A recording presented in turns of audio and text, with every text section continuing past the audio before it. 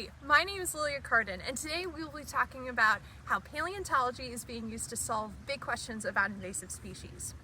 But before we begin, let's start off by asking ourselves, how well do we actually know the animals that surround us? Take these 5 familiar faces, for example. Although you may recognize many, if not all of them, what many people don't realize is that these 5 alone cost the US $9 billion in tax dollars every year and lead to the loss of millions of wildlife. Now, it's because of that impact that all of these animals are considered invasive species. All right, stop. What actually is an invasive species? Let's back up and we can use these 2 questions to answer that. Let's, for example, look at my backyard real quick to see if we can figure out with those 2 questions what animals are invasive. The first question we have to ask ourselves is the animal or plant originally from that home or habitat, or whether it moved in from elsewhere? Take those birds I see over there, for example. Those are cardinals. Cardinals are originally from Ohio, which means they did not move in from an outside place and have made Ohio their home for thousands of years. We call birds and animals and plants like those cardinals native species.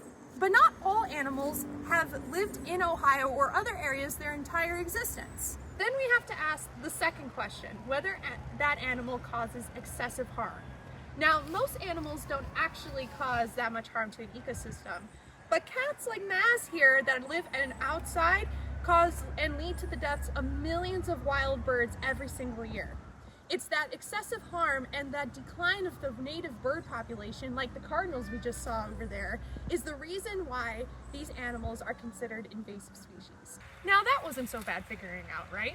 Well, for many animals, it's not that easy. And that's because of 2 reasons. The first reason is that oftentimes we don't know when plants or animals have arrived in a new place. Take weeds like these, for example, or the Colombian waxweed in the Galapagos Islands.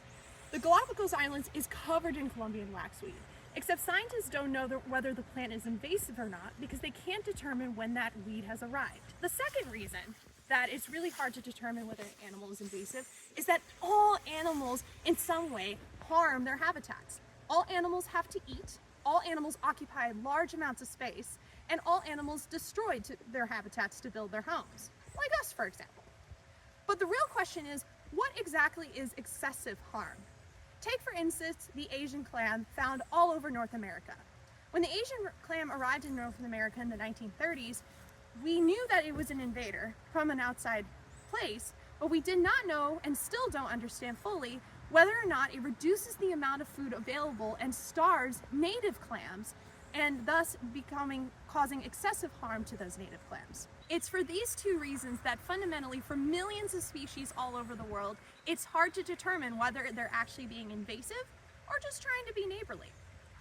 That's where paleontology can help answer those questions. Paleontology, or the study of past life on Earth, is often thought of as being used to study extinct animals like the mighty dinosaurs. But paleontology can also be used by using the remains of previous life to help us better understand how invasive species have come into a place or whether they cause excessive harm. Remember the Colombian waxweed? Well, scientists today are actually using pollen found on these weeds that is deep underground and in the soil. And by using these pollen records found underground, they've actually been able to determine that the Colombian waxweed arrived before the arrival of humans, meaning that they're native to the island and not an invasive species. But what about the Asian clam? Well, that's what researchers like me at the University of Cincinnati are currently working on today. I, as a paleontologist, use the remains of native clams, their shells, which record their whole lives. And I use these shells to figure out whether or not the invasive Asian clam is truly an invader and whether they're starving these animals over the course of their lives. It's using the remains of these animals that we can figure out whether the Asian clam is actually an invader or just trying to be neighborly.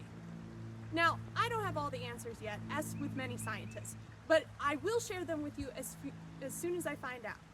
In the meantime, please do check out other ways that paleontology and other sciences are trying to track and solve the issues involving invasive species. But until then, I have to get back to work, so I'll see you later.